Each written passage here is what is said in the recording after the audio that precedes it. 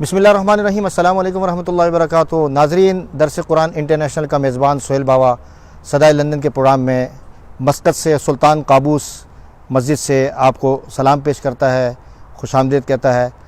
میرے ساتھ مسقط کے ممتاز علماء اکرام موجود ہیں اور ساتھ یہاں ہمارے ایک اور کامران بھائی بھی موجود ہیں، دیگر کارکنان اور دیگر لوگ بھی موجود ہیں، کچھ کیمرہ مین موجود ہیں، کچھ بعض لوگوں نے لائٹیں اٹھائی ہوئی ہیں. ان کا بھی ذکر اس لیے کر رہا ہوں کہ ان سب کی خدمات ہیں اس سفر کے دوران.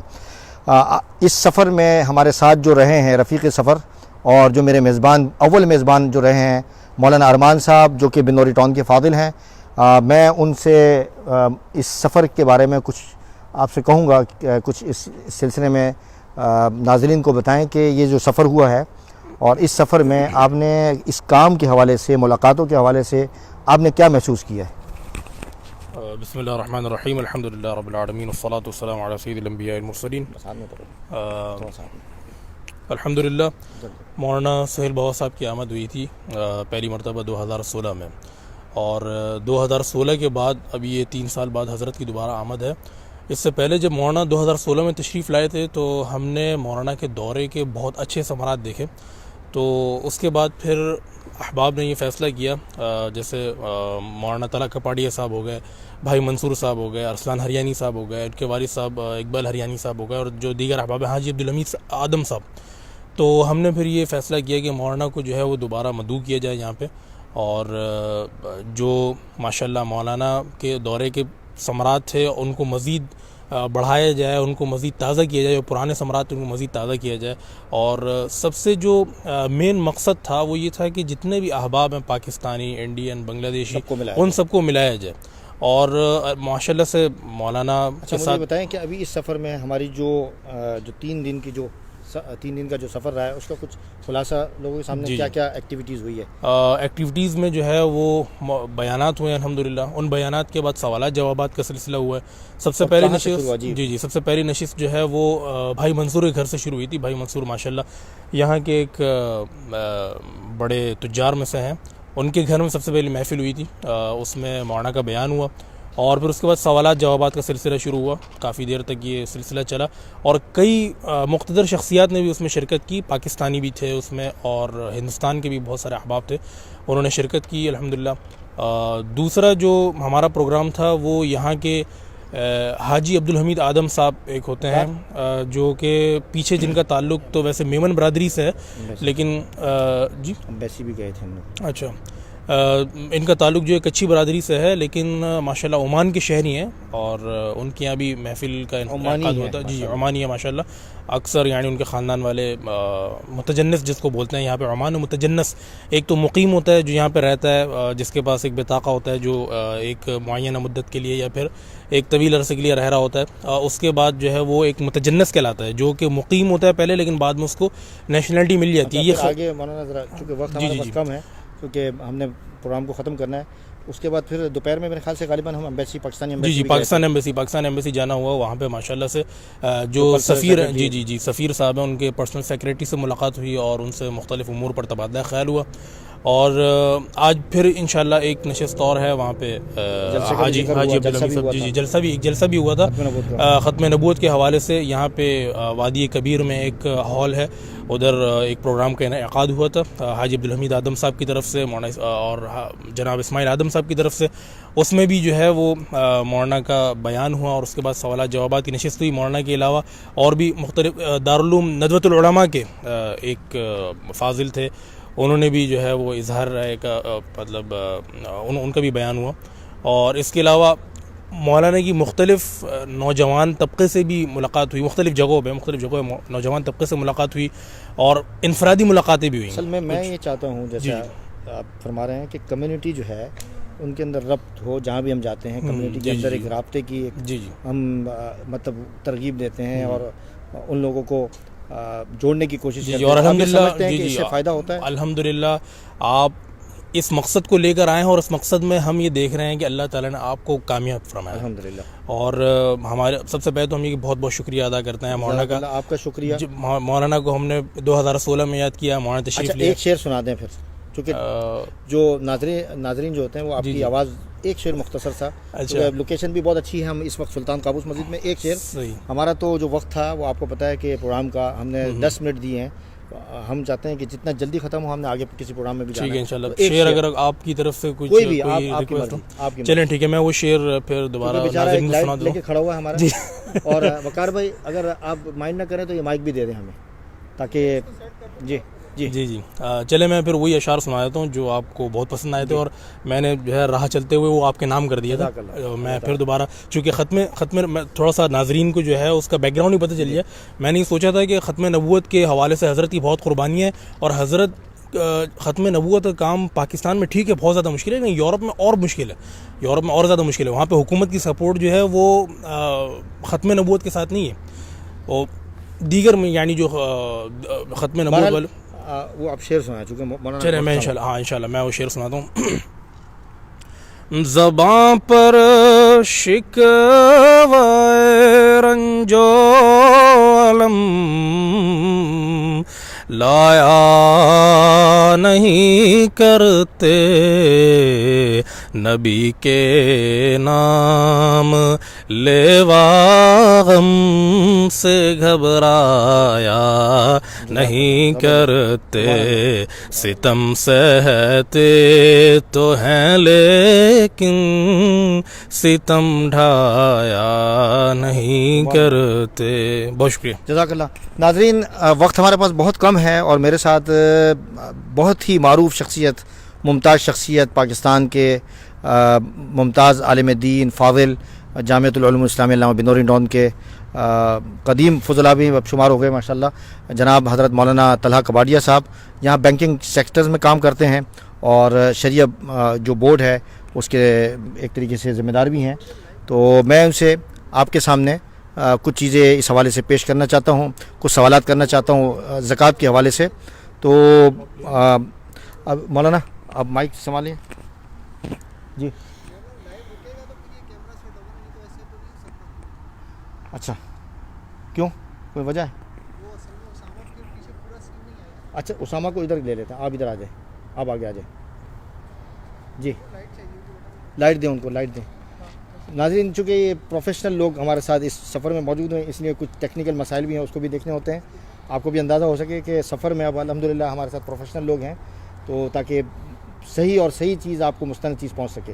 جی مولانا یہ فرمائیں, چونکہ وقت ہمارے پاس کم ہے, زکوٰۃ کے مسائل بہت لوگ ایک طریقے سے جو زکوٰۃ کے مسائل میں بہت ایک طریقے سے ایک دینے کے سلسلے میں, لینے کے سلسلے میں بہت ساری غلط فہمیاں ہیں لوگوں کو, ابھی تک مسائل ان پر واضح نہیں ہوئے ہیں عوام کو.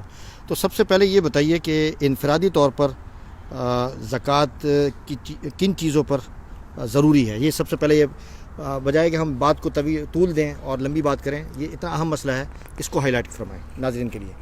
بسم اللہ الرحمن الرحیم. الحمدللہ رب العالمین والعاقبۃ للمتقین والصلاۃ والسلام علی رسولہ سیدنا محمد وعلی آلہ واصحابہ اجمعین, اما بعد. یہ جو سب سے پہلے تو میں مولانا باوا صاحب کا شکریہ ادا کرنا چاہوں گا ان کے دورے کے حوالے سے, اور اس کے علاوہ جو انہوں نے موقع دیا ہم لوگوں کو, اور جو انہوں نے میرے کندھوں پہ اتنی بڑی ذمہ داری ڈال دی ہے کہ زکوٰۃ کے مسائل کو بیان کروں, اور وہ بھی اتنے مختصر وقت کے اندر.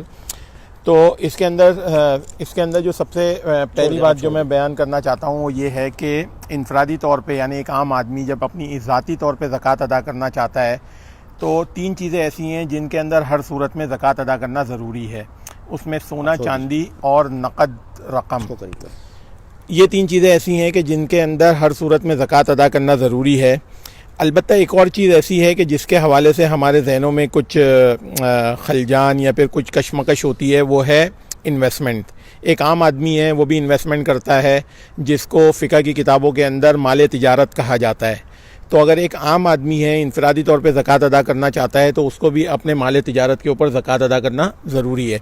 لیکن ہمارے سامنے سوال یہ آتا ہے کہ ایک آدمی کہتا ہے کہ میں مال تجارت کے اوپر زکوٰۃ کیسے ادا کر سکتا ہوں جب کہ میرا پروفیشن تجارت نہیں ہے, میں تاجر نہیں ہوں. تو سب سے پہلے ایک چیز واضح کرنا چاہوں گا کہ مال تجارت کا مقصد کیا ہے. مال تجارت کا مقصد وہ مال نہیں ہے جو آپ نے تجارت کی نیت سے اس اعتبار سے خریدا ہو کہ آپ بائی پروفیشن تاجر ہوں, بلکہ مال تجارت کا مطلب ہر وہ چیز ہے جو آپ کے پاس اس صورت میں موجود ہو کہ آپ کی نیت یہ ہو کہ میں اس کو بیچ کر نفع کماؤں گا. جی. جیسے مثال کے طور پہ کچھ لوگ پلاٹس کے اندر انویسٹمنٹ کر دیتے ہیں. اگر انہوں نے رہنے کے مقصد کے لیے پلاٹ لیا ہے یا پھر کوئی گھر خریدا ہے یا پھر کوئی گاڑی خریدی ہے, اگر ان کی ذاتی ضرورت کے لیے یہ چیز ہے تو اس کے اوپر تو شریعت کہتی ہے کہ یہ آپ کی حاجات اصلیہ میں شامل ہے, لہٰذا اس کے اوپر زکوٰۃ نہیں ہے. لیکن اگر ایک آدمی کام ہی گاڑیوں کا کرتا ہے اور اس کی گاڑی خریدتے وقت یہ نیت ہے کہ یہ گاڑی بیچ کے میں یا یہ پلاٹ بیچ کے میں نفع کماؤں گا, تو اس صورت میں اگرچہ وہ آدمی کہیں پر ملازم ہو, یہ مال اس کا مال تجارت میں شمار ہوگا, اور جب بھی اس کی کٹ آف ڈیٹ ہوگی تو اس کٹ آف ڈیٹ کے وقت جو بھی اس کی مارکیٹ ویلیو ہوگی اس کے اوپر اس کو زکوٰۃ ادا کرنا ضروری ہوگی. تو ایک عام آدمی 4 چیزوں کے اوپر بنیادی طور پہ زکوٰۃ ادا کرے گا: سونا, چاندی, نقد رقم اور مال تجارت. یہ چیزیں استعمال میں ہو نہ ہو دینا ضروری ہے. جی ہاں, سونا, چاندی اور نقد رقم بالکل, یہ اگر چیزیں آپ کے استعمال میں ہیں یا نہیں ہیں, ان کے بارے میں اصول یہ ہے کہ ان کے اوپر آپ کو زکوٰۃ دینی پڑے گی, الا یہ کہ ان کے اوپر کوئی دین ہو, یعنی آپ کی لائبلٹی جو ہے وہ ان کو کور کر لے. ایک آدمی ہے, اس کے پاس 10 لاکھ روپے کا سونا ہے, لیکن اس کے اوپر جو قرض ہے وہ 12 لاکھ روپے کا ہے, تو وہ جب وہ قرض کی رقم منہا کرے گا تو اس کے پاس نیگیٹو بیلنس بچے گا. لیکن اگر مثال کے طور پر اس کے اوپر قرض کی رقم 8 لاکھ روپے کی ہے اور اس کے بعد سونا 10 لاکھ روپے کا ہے, تو قرض کی رقم منہا کرنے کے بعد جو اس کے بعد رقم بچ رہی ہے وہ 2 لاکھ روپے بچ رہی ہے, تو پھر اس کے اوپر اس کو زکوٰۃ دینی پڑے گی, چاہے وہ اس کے استعمال میں بھی نہ ہو.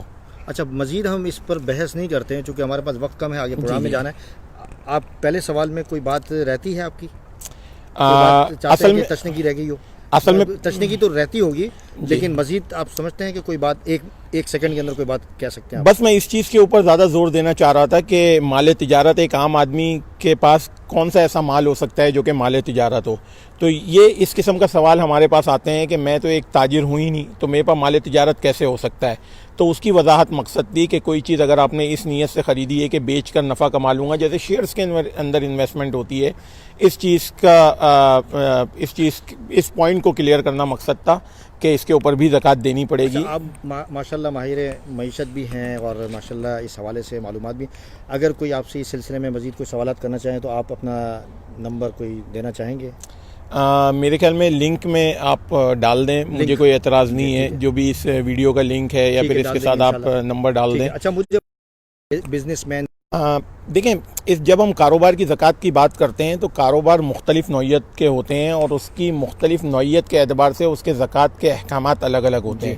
جیسے مثال کے طور پہ اگر ہم کاروبار کی بات کریں تو 3 قسم میں ہم تقسیم کر سکتے ہیں کاروبار کو. ایک ہے ٹریڈنگ کنسرن, اور ایک ہے مینوفیکچرنگ کنسرن, اور تیسرا ہے سروس انڈسٹری. تو یہ 3 قسموں میں جب ہم تقسیم کرتے ہیں تو ان تینوں کے الگ الگ طریقہ کار ہیں کہ کس طریقے سے آپ یہ آئیڈینٹیفائی کریں گے کہ آپ کے زکاتیبل ایسٹس کون سے ہیں.